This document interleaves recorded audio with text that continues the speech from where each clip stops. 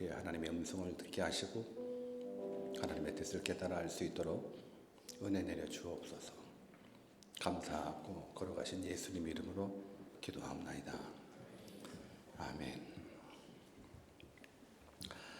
우리 오늘 받으실 하나님 말씀 볼까요? 잠언서 11장 24절과 25절입니다. 잠언서 11장 24절과 25절을 우리 같이 한번 합독하겠습니다. 같이 읽습니다. 시작. 더 구제하여도 더 부하게 되는 일이 있나니 과도히 아껴도 가난하게 될 뿐이니라. 구제를 좋아하는 자는 풍족하여 질 것이요 남을 윤택하는 자는 윤택하여 지리라. 아멘. 오늘은 바른 신앙을 꿈꾸는 말씀 부흥회의 제목이 이웃 사랑의 시작이라는 제목입니다. 특별히 그리스도인으로서 나눔에 대한 부분들을 생각해 보기를 원합니다. 과연 여러분들의 삶 가운데에 나눔은 어떤 의미인지를 한번 이 시간을 통해서 생각해 봤으면 좋겠습니다. 우리들의 재능을 나누기도 하고 우리들의 물질을 나누기도 하고 또 과연 구원받은 그리스도인들에게 있어서 또 가난한 자를 돕고 섬기는 그 나눔은 또 어떤 의미인지 1년에 한 번 성탄절 맞아서 구제사역하는 부분들 행사인 건지 아니면 우리들의 삶과 우리들의 신앙과 그 가운데 나눔이라는 영역이 큰 위치를 차지하고 있는지 무엇보다도 하나님께서 말씀하신 그 율법, 하나님 사랑과 이웃 사랑, 이웃 사랑에 대한 부분들 속에서의 구체적인 실천이 있다 그러면 나눔을 뺄 수는 없을 것 같습니다. 어찌 보면 그리스도인들의 이웃 사랑의 가장 기본이 되는 것이 이제 구제라고 생각을 해봅니다. 그렇다면 성경이 말씀하고 있는 그 구제는 어떤 의미인지, 성경이 말씀하고 있는 이 나눔 사역이 우리들의 신앙에 어떤 의미를 부여하는지를 우리가 한번 말씀을 통해서 깨달아보는 시간 가졌으면 좋겠습니다. 왜냐하면 우리 삶에 나눔이 없다 그러면 그리스도의 복음을 제대로 깨닫지 못한 사람이 될 수 있기 때문에 그렇습니다. 뭐 꼭 구제를 해야지만, 꼭 나눔을 해야지만 이웃사랑이 되고 뭐 하나님 말씀에 실천하는 겁니까? 그거 말고도 뭐 많이 있지 않습니까? 라고 이야기할 수 있지만 어찌 보면 이웃사랑의 기본이 되는 부분들이 구제사역, 나눔 사역이라고 저는 생각을 합니다. 해도 되고 안 해도 되는 부분들이 아니라 꼭 해야 되는 사역이 나눔인 것. 이게 신앙이라는 부분들. 먼저 우리가 구제하기 위해서 또 나눔 사역을 감당하기 위해서는 하나님을 제대로 알아야 되는 부분들이 꼭 필요합니다. 우리 사무엘상 2장 7절을 같이 한번 읽어볼까요? 같이 읽어보겠습니다. 시작. 여호와는 가난하게도 하시고 부하게도 하시며 낮추기도 하시고 높이기도 하시는도다. 다시 한번 읽어볼 때에 우리가 믿는 하나님이 어떤 하나님인지 확실하게 깨닫는 시간 가졌으면 좋겠습니다. 같이 읽습니다. 시작. 여호와는 부하게도 하시며 낮추기도 하시고 높이기도 하시는도다. 아멘. 정말 그렇게 생각하십니까? 정말 그렇게 믿으십니까? 여러분들이 믿는 하나님은 가난하게도 하시고 부하게도 하시고 낮추기도 하시고 높이기도 하시는 전능하신 하나님이라는 사실을 믿으십니까?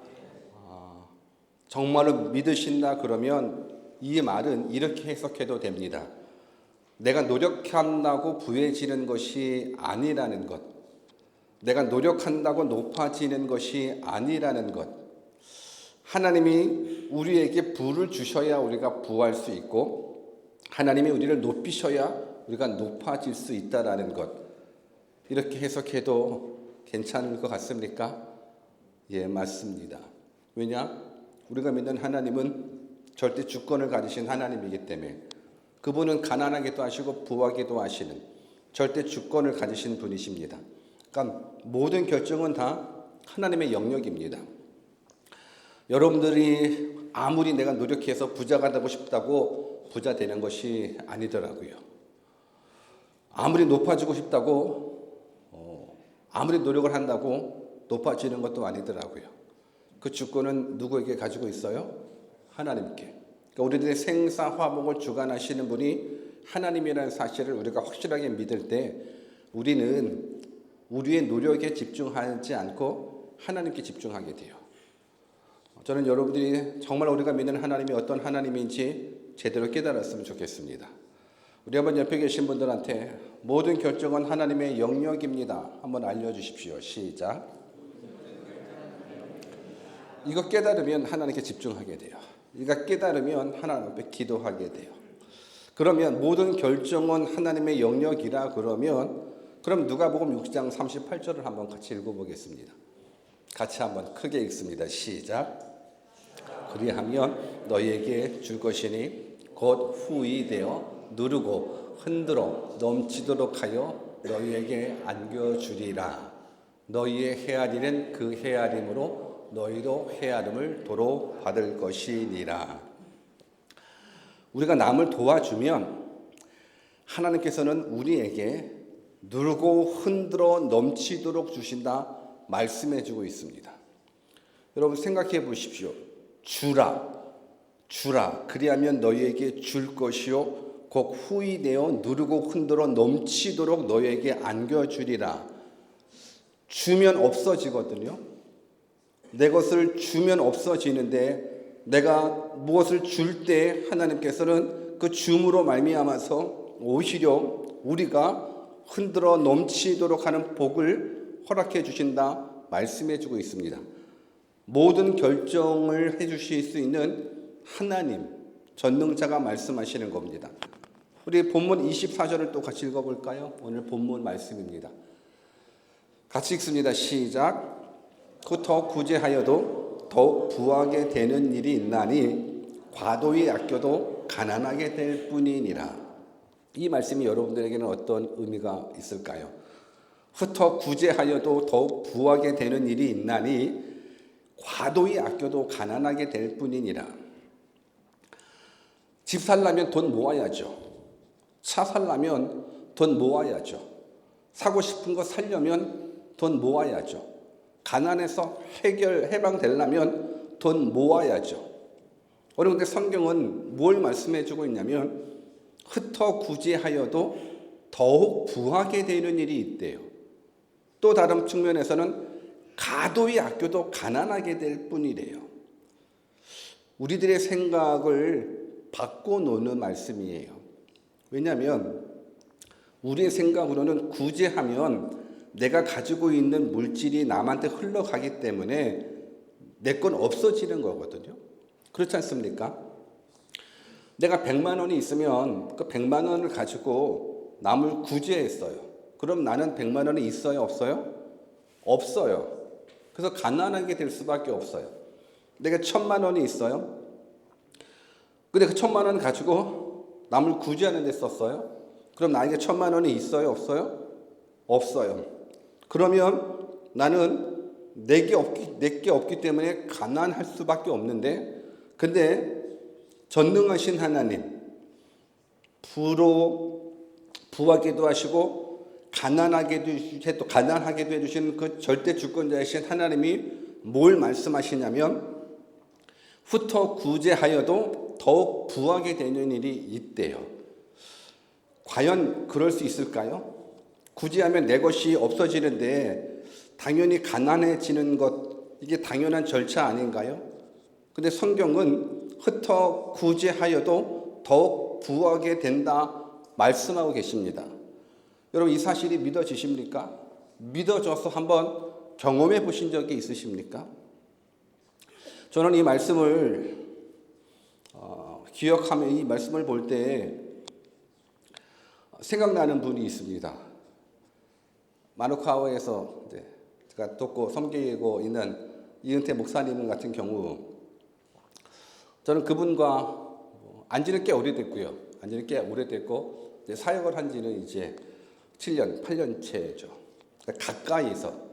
가까이서 주 7일 가까이에서 늘 얼굴 보면서 사역을 하는 부분들이 7, 8년 됐죠. 근데 그분의 삶을 보면서 느끼는 것이 참 많이 있습니다. 어떤 부분들이냐면 이분의 삶은 구제더라고요. 이분의 삶은 선교더라고요. 그러니까 구제하는 모습 속에서 한 번은 이분과 같이 그냥 사역자를 위로해 준다는 차원에서 수년 전에 호주를 한번 간 적이 있습니다. 시드니에 간 적이 있는데, 이분이 공항에서 돈을 바꾸시더라고요. 그냥 당연히 뭐 시드니 가면 달러가 바뀌어지니까는 바꾸겠죠. 그런데 많이 바꾸시는데 가서는 캐시는 일절 안 쓰시더라고요. 신기하죠. 분명히 뉴질랜드 달러를 가지고 호주 달러로 많이 바꿔가셨는데, 근데 정작 호주에 가서는 그 캐시를 하나도 안 쓰시더라고요. 그래서 굶고 왔다라는 것이 아니라 쓸 때는 다 그냥 카드로 쓰시더라고요. 다 카드로 쓰시고. 그러고 나서 그 캐시는 뭐 했냐? 저는 호주 여행 가는 줄 알았어요. 사역자 수고했으니까 우리 한번 가자. 우리 한번 위로 좀. 저 여행 가는 줄 알았어요. 근데 여행 가는 부분들은 맞는데 뭐 했냐? 하루 종일 걸어 다녔어요. 왜 걸어 다녔나? 노숙자들.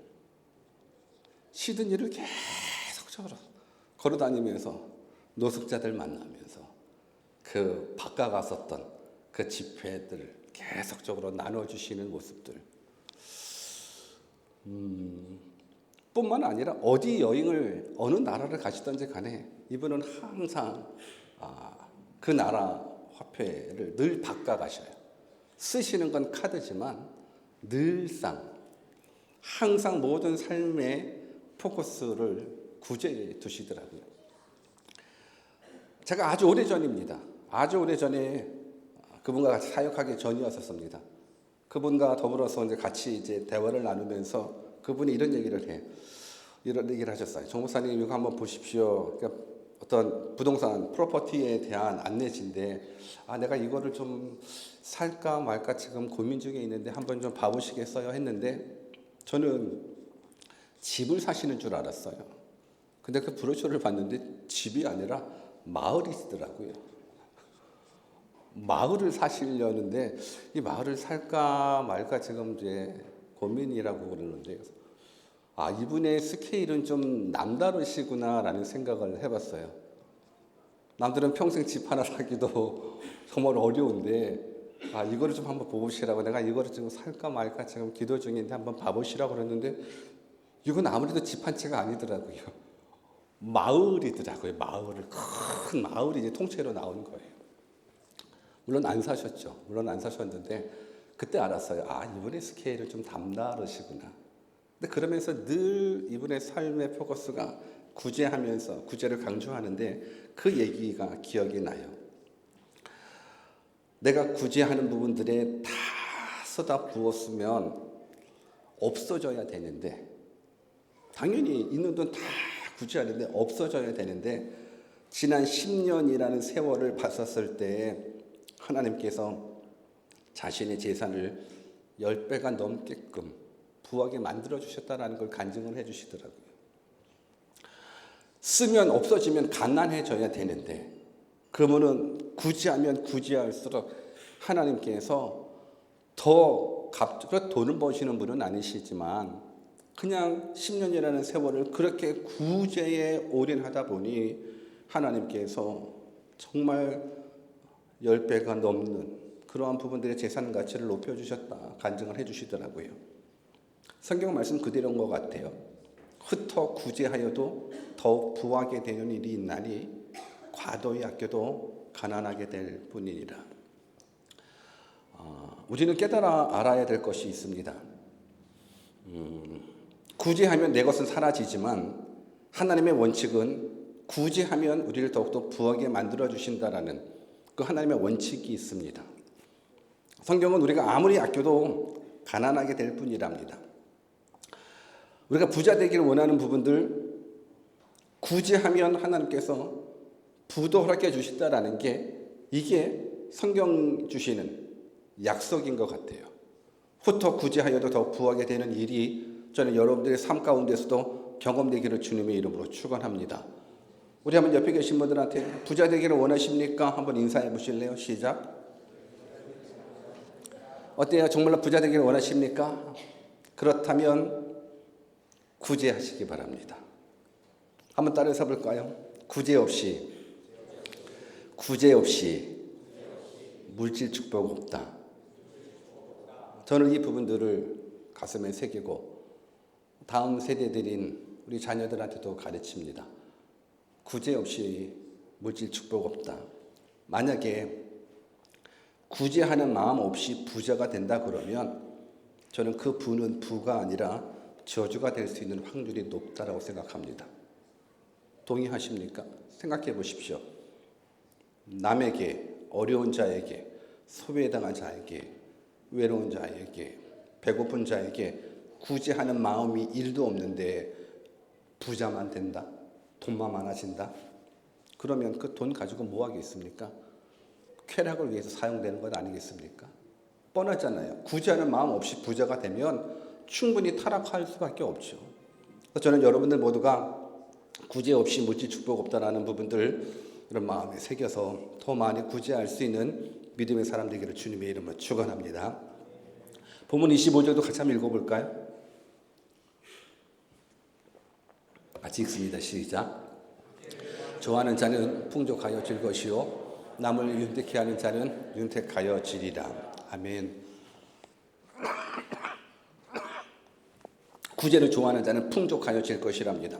성경에 기록된 하나님의 말씀입니다. 남을 윤택하게 하는 자는 자기도 윤택하게 된다라는 하나님의 말씀입니다. 주님은 구제하기를 좋아하는 자들에게는 물질이 마르지 않도록 하나님께서 허락해 주신다는 것. 당연히 그러지 않겠습니까? 하나님께서 허락해 주시는 부분들, 하나님께서 허락해 주신 물질, 하나님의 뜻대로 사용된다라는 부분들. 주님은 정말로 구제를 좋아하는 자들에겐 그 삶을 윤택하게 해 주실 거라고 저는 믿습니다. 우리의 생각으로는 구제하면 없어질 것 같지만 하나님, 그 절대 주권을 가지신 하나님은 한번 구제해봐라, 말씀대로 살아봐라. 그러면 하나님께서 이 부분들을 허락해 주신다. 절대 주권을 가지신 하나님의 말씀이십니다. 사람이 가난하면 오히려 손을 움켜쥐게 될 것 같지만, 움켜쥐게 되지만 사실 가난하면 가난할수록 더욱더 심어야 된다고 저는 믿습니다. 그래서 여러분들의 삶 가운데 지금 경제적인 어려움이 있는 분이 있다 그러면 지금 구제해야 될 때라고 여러분들이 깨달았으면 좋겠어요. 말은 안 되죠. 어려우면 어려울수록 더 움켜잡아야 살 수 있지 않습니까? 내가 어려운데, 내가 가난한데 무슨 남을 도와줘. 가난할수록 움켜잡지만 근데 하나님은 아니 움켜잡지 말고 가난할수록 오히려 더 심어보라고 도전해주고 있습니다. 저는 여러분들 모두가 다시 한번 바른 신앙을 꿈꾸면서 바른 나눔을 할 수 있는 믿음의 사람들이 다 되었으면 좋겠습니다. 무엇보다도 우리는 그리스도인인 겁니다. 영원한 생명을 얻은 그리스도인인 겁니다. 이 땅에 소망을 두며 살아가는 것이 아니라 저 하늘에 소망을 두며 살아가시는 그리스도인입니다. 저는 여러분들 모두가 바른 나눔을 깨닫고 이제부터 나눔 사역을 실천할 수 있는 믿음의 사람 되기를 주님의 이름으로 축원합니다.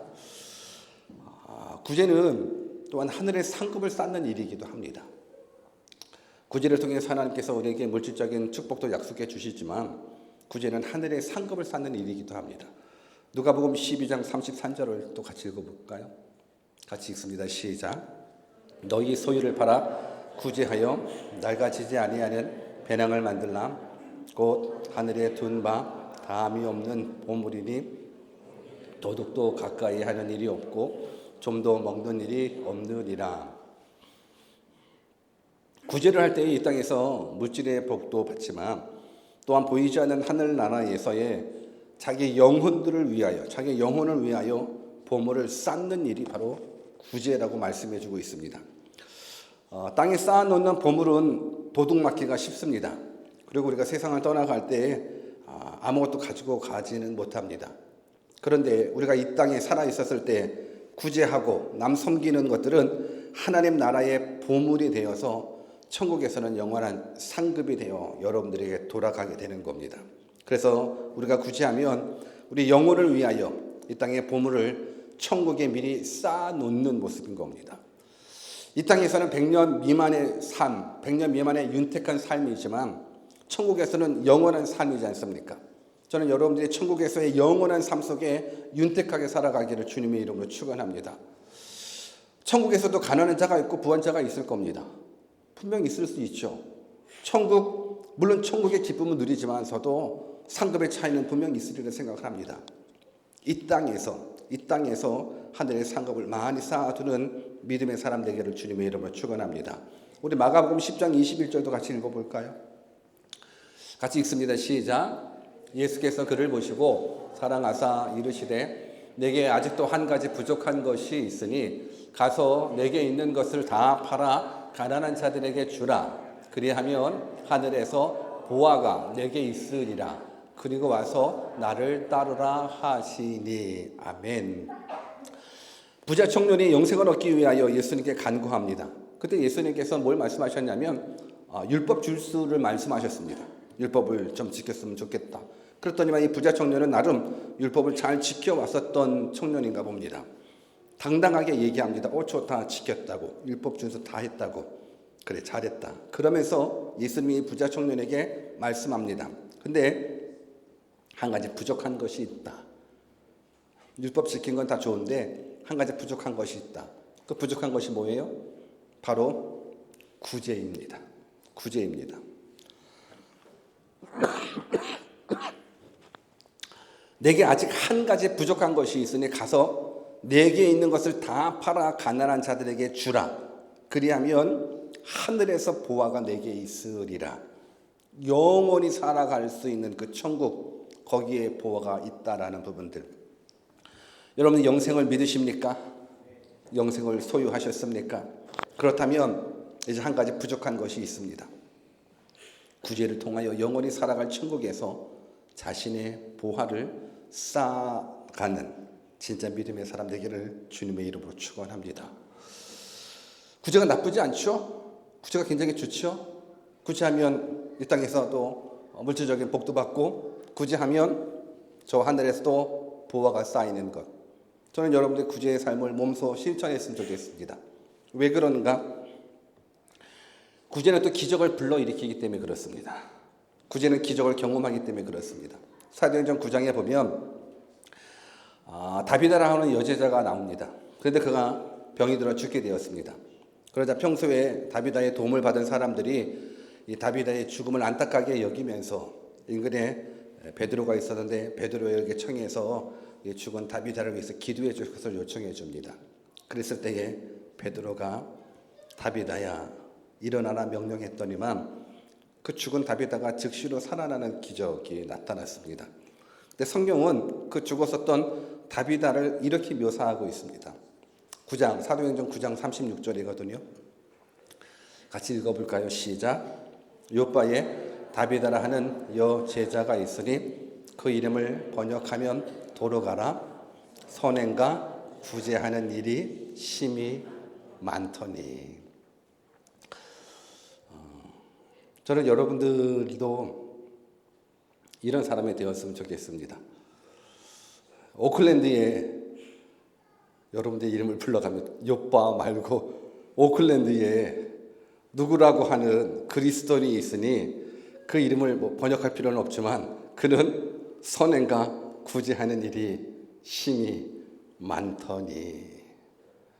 오클랜드에 어느 집사님 계시던데, 오클랜드에 어느 장로님 계시던데 오클랜드에 어느 권사님 계시던데, 아니 오클랜드에 어느 성도님 계시던데, 아니 오클랜드에 어떤 청년 계시던데, 그 청년 선행과 구제하는 일 힘이 많은 사람이라는 부분들이 저는 소문났으면 좋겠습니다.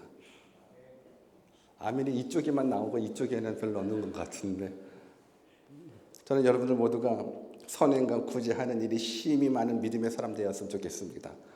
누군가가 여러분들의 이름만 듣고도 선행과 구제를 많이 하는 사람, 여러분들의 이름만 듣고도 선행과 구제 많이 하는 사람, 그 모습이 들려진다는 거 얼마나 복됩니까?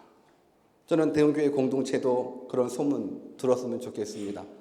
대원교회 선행과 구제 많이 하는 교회, 저는 그런 공동체가 되었으면 좋겠습니다.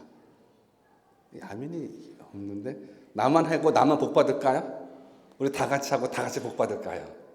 우리 다 같이 하고 다 같이 복 받기를 주님의 이름으로 축원합니다. 구제하면 이런 기적이 나타나잖아요. 이 다비다뿐만이 아니라 구약의 히스기야 왕도 마찬가지예요. 히스기야가 죽을 병에 걸렸을 때 기도한 것이 뭐냐면, 하나님 나의 선한 행위를 기억해 달라는 거였어요. 그 죽음을 앞에 두고 분명히 하나님께서 너 죽는다라고 얘기했거든요. 그랬더니만 기도하는 거예요. 눈물로 기도. 하나님 나 그래도 나의 선한 행위를 좀 기억해 달라고. 그랬더니만 15년이나 생명을 연장시켜 주셨어요. 다비드의 죽음, 히스기야 왕의 죽을 병에서 놓여져 있는 이 모습들을 볼 때 하나님은 구제하는 것, 선한 일을 행하는 부분들, 이런 분들에게 생명의 위기가 있는 날 하나님께서 분명하게 또 기적을 경험해 주시구나. 우리 인생의 위기가 찾아오는 그 날 구제하고 선행을 많이 하는 자에게 하나님 나의 선행을 기억해 주십시오. 그러면 그 기억하셔서 그 위기를, 그 어려움을 하나님께서 기적적으로 해결해 주시리라 믿습니다. 그러니 여러분도 다 구제하며 선한 일 하면서 하나님의 뜻대로 살아가는 주의 자녀 되기를 주님의 이름으로 축원합니다. 또한 구제는요, 회개에 합당한 열매가 바로 구제입니다. 우리 한번 옆에 계신 분들한테 구제는 회개에 합당한 열매입니다. 한번 인사해 볼까요? 가난한 자를 구제하는 것은 삶 속에서 회개에 합당한 열매를 맺는 거예요. 사람들이 회개하고 나서 그 삶이 변화되지 않는다는 건 그 회개는 회개가 아니에요. 가짜 회개예요. 우리 에베소서 4장 28절을 같이 읽어보겠습니다. 같이 읽습니다. 시작. 도둑질하는 자는 다시 도둑질하지 말고 돌이켜 가난한 자에게 구제할 수 있도록 자기 손으로 수고하여 선한 일을 하라. 여러분, 도둑이 회개한다는 건 도둑질 안 하면 되는 거잖아요. 우리는 회개한다는 부분들은 도둑이 당연히 회개하면 도둑질 안 하는 것이면 끝나면 되죠. 그래서 성경은 그걸 회개라고 얘기하지 않아요. 도둑질하는 자는 다시 도둑질하지 말고, 그리고 어떻게 돌이켜 가난한 자에게 구제할 수 있도록 자기 손으로 수고하여 선한 일을 행하는 것, 이게 바로 회개에 합당한 열매라는 거예요. 도둑질 안 하는 걸로 끝이 아니라 오히려 더 수고해서 선한 일을 할 수 있는 것, 이게 바로 진정한 회개라는 거예요. 세리장 삭개오의 이야기도 마찬가지예요. 삭개오가 예수님 만나고 나서 제일 먼저 변화된 상황들을 아마 다 알고 있으리라 생각하는데, 누가복음 19장 8절도 한번 읽어볼까요? 같이 읽습니다. 시작. 삭개오가 서서 주께 여짜오되 주여 보시옵소서, 내 소유의 절반을 가난한 자들에게 주겠사오며 만일 누구의 것을 속여 빼앗은 일이 있으면 내 갑절이나 갚겠나이다. 그러니까 세리장 이 삭개오가 예수님 만났어요. 변화 받았어요. 자기 집에 초청해요. 그러고 나서 변화를 받자마자 즉시로 했었던 열매가 뭐냐면, 자기 소유의 절반을 가난한 자에게 구제헌금으로 내놓았어요. 이거 되게 어려워요. 돈 없는 자도 자기가 가지고 있는 돈의 반을 가난한 자들에게 내놓는다는 것도 너무너무 어렵거든요. 여러분 좀 다 가난하죠? 좀 계좌에 얼마 있어요? 지금 여러분들 계좌에 있는 돈 딱 딱 떼가지고 이번에 구제헌금 하자. 쉬워요? 물론 100불밖에 없는 사람은 그래 50불 그래 하자 할 수 있어요. 근데 100만 불 있는 사람은요, 100만 불 있는 사람들은 50만 불 하기가 이게 괜찮을까요? 어려워요. 근데 지금 이 세리장 삭개오는 50만 불 더 있어요. 세리장이에요. 어마어마한 부자예요. 근데 예수님 만나고 나서 그냥 자기의 소유의 절반을 가난한 자들에게 구제한고로 내놓고, 그리고 자기가 속여서 빼앗은 돈 분명히 있어요. 세리장은 원래 그래요. 세리들도 다 그런데 세리장이야. 세리장까지 됐다라는 부분들은 이게 어마어마한 거야. 폭리가 있거든요. 근데 속여서 빼앗은 돈들은 4배나 더 갚겠다라고 약속을 하는 거예요. 제가 알기로 이 삭개오 예수님 만나고 망했어요. 삭개오 예수님 만나고 나서 이게 쫄딱 망했어요. 반 나갔죠? 그러고 나서 빼앗은 거, 속여서 빼앗은 거 4배 갚는다 그러면, 이거 분명히 가난하게 졌을 거예요. 근데 이게 바로 회개에 합당한 열매고, 이렇게 살아간다 그러면 이제 정직한 회개사가 된다, 세리장이 됐다 그러면, 하나님께서 더 많이 갑절로 저는 갚아주시리라 저는 믿어요. 물론 가난해서 망했다 성경에 나오지 않아요. 근데 가난해졌을 것 같기는 해요. 근데 망하지는 않았을 것 같아요. 다시금 하나님께서 흥하게 해주셨을 것 같아요. 왜? 회개에 합당한 열매를 맺는 부분들이기 때문에. 저는 여러분들, 우리가 그리스도인이니까, 바른 신앙을 꿈꾸는 믿음의 사람들이니까, 진짜 회개하는 모습은 어찌 보면 주머니의 회개가 진짜 회개예요. 왜 그런가? 우리는 하나님과 물질을 겸하여 섬길 수가 없는데도 불구하고 가만히 속내를 들어가 보면 하나님과 물질을 겸하여 섬기는 사람들이 너무 많아요. 겸하여 섬기는 것도 이게 참 위험한데, 이제 겸하여 섬기지 않고 물질을 섬기면서 하나님을 이용하는 그리스도인들이 굉장히 많아요. 무슨 말씀인지 아시겠습니까? 하나님과 물질을 겸하여 섬길 수 없다라고 이야기를 하는데, 근데 물질과 하나님 겸하여 섬기는 것도 되게 위험한데, 어느 수준까지 올라가냐면 물질을 섬기기 위해서 하나님을 이용하는 순위까지 올라가 버렸어요. 그래서 하나님을 이용하는 거, 하나님 돈 주세요, 제발 돈 주세요. 내 세상적인 쾌락을, 내가 세상적인 야망을 이루기 위해서 하나님을 이용하는 부분들이 오늘 수많은 그리스도인들의 모습이라 그러면, 진짜 회개에 합당한 열매는 주머니의 회개인 것 같아요. 물질의 회개인 것 같아요. 하나님의 것은 하나님께 드릴 수 있는 믿음의 사람이 되기를, 더 나아가 구제가 바로 회개에 합당한 회개의 열매라는 부분들도 깨달고, 정말 예수님 믿고 구원받았다 그러면 그 사랑 감사 감격해서 이제 내가 가지고 있는 재능, 내가 가지고 있는 물질, 내가 가지고 있는 그 무엇을 가지고 가난한 자들에게 흘려보낼 수 있는 진짜 믿음의 사람 되기를 주님의 이름으로 축원합니다. 그렇게 하시겠습니까? 그렇게 하기를 주님의 이름으로 축원합니다. 또한 구제는요, 참된 경건이라고 성경은 또 말씀해 주고 있습니다. 여러분들이 생각하는 경건은 어떤 경건일까요? 그냥 성경책 들고 거룩한 모습으로 신앙생활하는 것, 목소리조차도, 걸음걸이조차도 집사님 할렐루야, 이런 경건의 모습이 진짜 경건일까?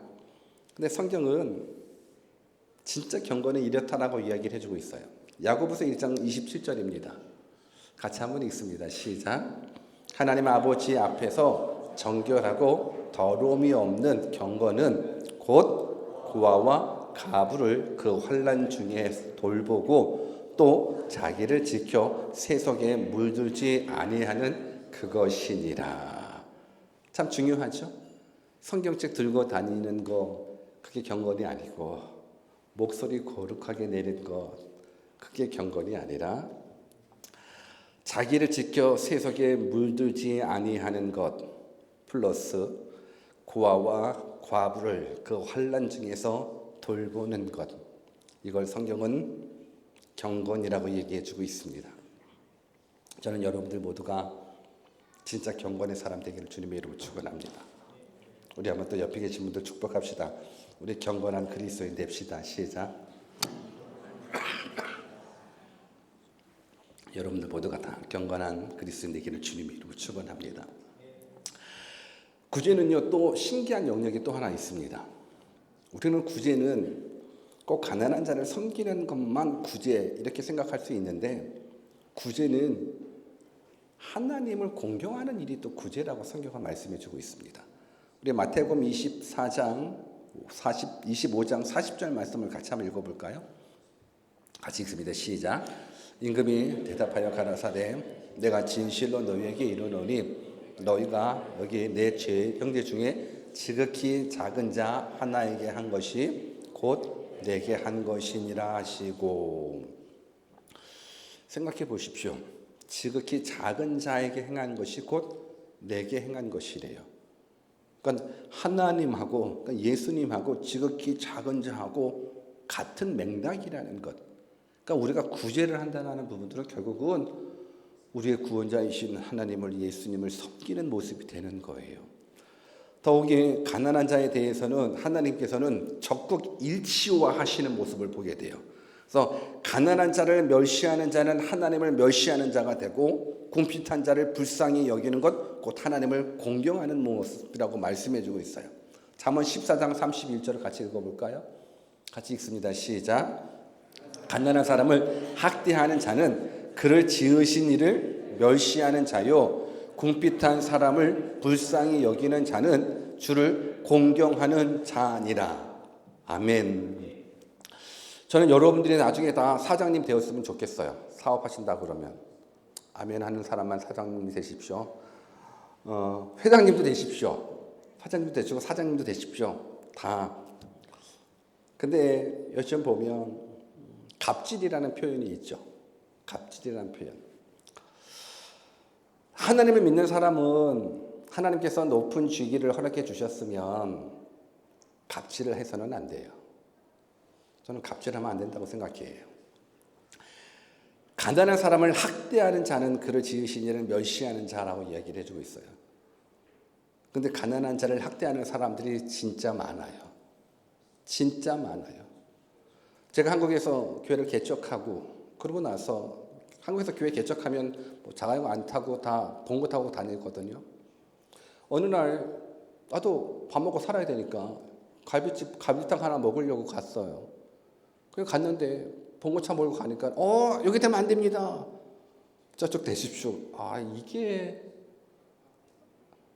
좋은 차 타는 사람들만 환영해 주고 나같이 봉고차 타는 사람은 여기다 되면 안 됩니다. 호텔도 마찬가지죠. 거기 호텔에 가면 여러분 티코 타고, 지금 한국에 티코가 있나 모르겠습니다. 티코 타고 거기 호텔에 가면 어떻게 여기에 되시면 안 됩니다 라고 이야기를 하잖아요. 근데 고급차가 오면 어떻게 돼요? 당연히 뭐 나가서 뭐 하고 뭐 다 하죠. 가난한 사람을 학대하는 자가 많아요. 저는 여러분들이 가난한 사람을 학대하지 않았으면 좋겠어요. 정말 가난한 사람들을 더욱더 존경하는 사람, 우대하는 사람 다 되었으면 좋겠다 싶습니다. 성경은 이걸 하나님하고 이분들하고 일치화하시더라고요. 아무리 믿음이 좋다라고 이야기한다 할지라도 가난한 자를 돌보지 않는 자는 믿음이 없는 겁니다. 아무리 교회 안에서 신앙생활 잘하고 심지어 집사님, 권사님, 장로님, 목사님이 된다 할지라도 가난한 자를 돌보지 않는 자는 엉터리 신앙생활이라고 저는 생각을 합니다. 저는 여러분들이 오히려 정말 소외당한 사람들을 위해서 더 많이 애써주시는, 마음 써주시는 참 믿음의 사람 되기를 주님의 이름으로 축원합니다. 더욱이 구제하는 건 복음의 통로가 된다는 부분들도 꼭 기억해 주셨으면 좋겠습니다. 구제하면 복음 전파 잘 됩니다. 예수 그리스도의 십자가 복음, 생명의 복음을 듣고 부자들이 예수님을 더 잘 믿을 것 같습니까? 아니면 가난한 자들이 예수님을 더 잘 믿을 수 있을 것 같습니까? 생각해 보십시오. 우리가 복음을 증거했었을 때 부자들이 그 복음에 대해서 반응하기를 더 쉬울까? 아니면 가난한 자들이 그 복음에 더 반응하기가 더 쉬울까? 가난한 자들이 그 복음에 반응하기가 더 쉬워요. 그 이유를 성경은 이렇게 얘기해 주고 있어요. 야고보서 2장 5절입니다. 같이 한번 읽습니다. 시작. 내 사랑하는 형제들아 들을지어다. 하나님이 세상에서 가난한 자를 택하사 믿음에 부요케 하시고 또 자기를 사랑하는 자들에게 약속하신 나라를 상속으로 받게 하지 아니하셨느냐. 하나님이 세상에서 가난한 자를 택하사 믿음에 부요케 하시고 말씀해 주고 있습니다. 여러분, 부자들 큰일 났습니다.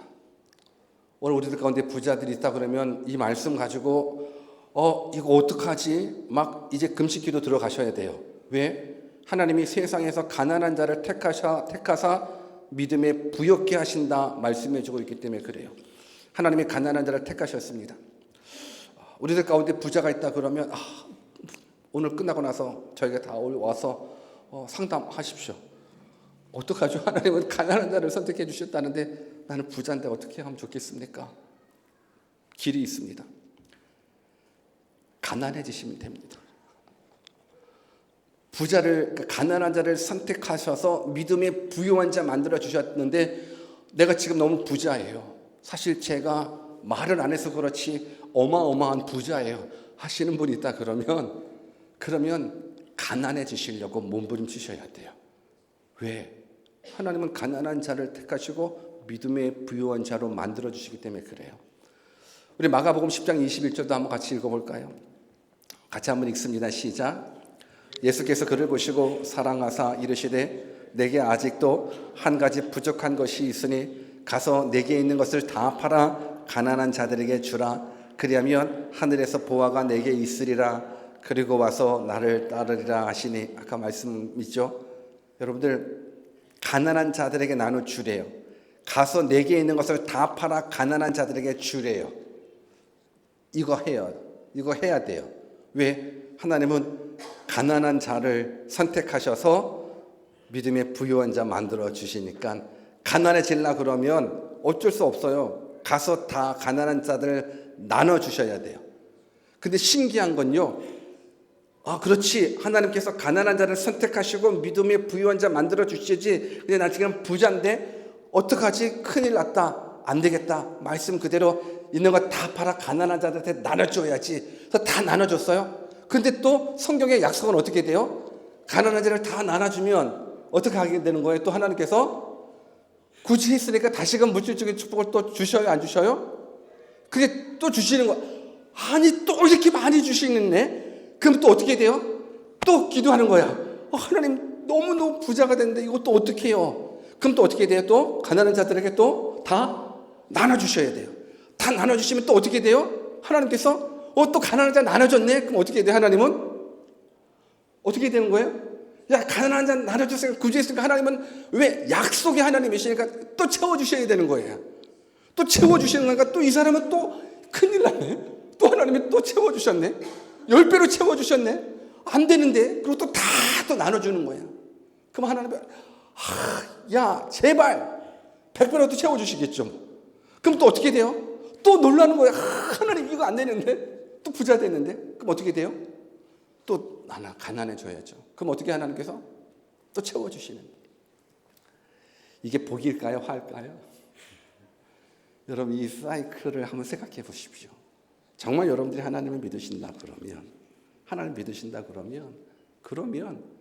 하나님의 뜻대로 하나님의 약속대로 한번 실천해 보세요. 부자 되기를 원하십니까? 구제해 보십시오. 구제해서 부자 되셨습니까? 그러면 교만하면 안 되고 안 되는데 나 가난해져야 되는데 다시 또 구제하십시오. 그럼 또 하나님 부르죠. 안 되는데 또 하나님. 이것이 여러분들의 삶 가운데 경험이 되기를 주님의 이름으로 축원합니다. 얼마나 아름다워요. 얼마나 익사이팅해요.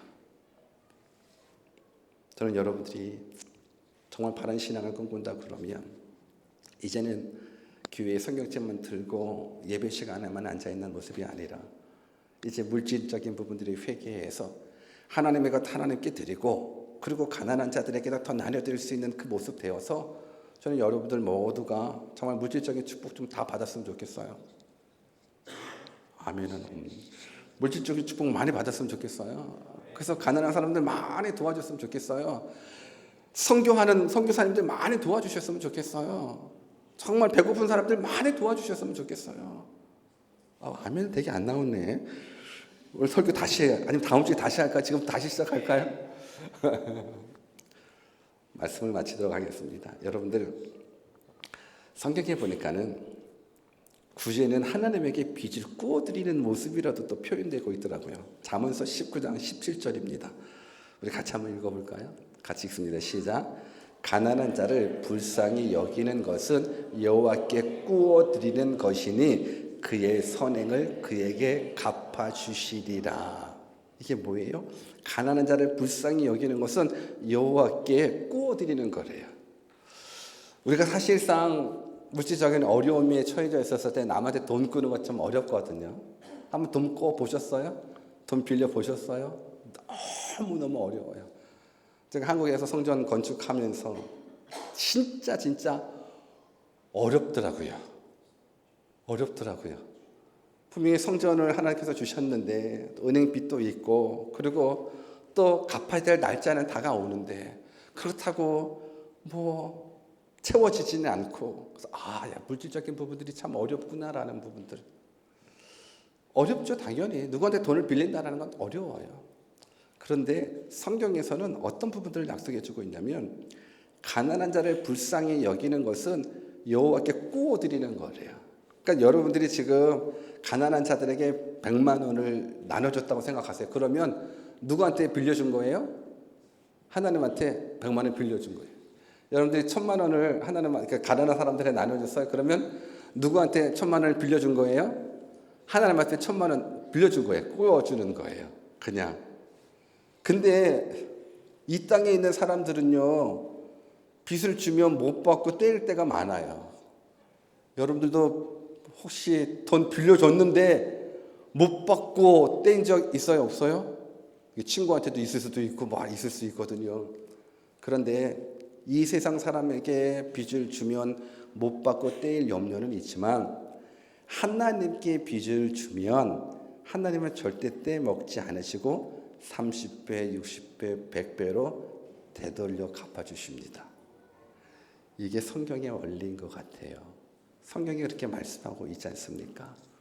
저는 여러분들 모두가 하나님한테 많이 구워주십시오. 가난한 사람들 불쌍히 여기는 모습들 하나님께서 기뻐하십니다. 이제 말씀을 마치겠습니다. 정말 바른 신앙을 꿈꿉니다. 이 시대에 믿음이 있노라 하지만 믿음이 없는 사람들이 참 많습니다. 성경적인 지식이 많다고 믿음이 있는 것은 아니더라고요. 교회 생활 오래 했다고 믿음이 있는 것도 아니더라고요. 교회에 직분을 받았다고 또 믿음이 있는 것도 아니더라고요. 믿음의 삶을 살아야 믿음이 있는 거예요. 하나님의 뜻대로 살아야 믿음이 있는 거예요.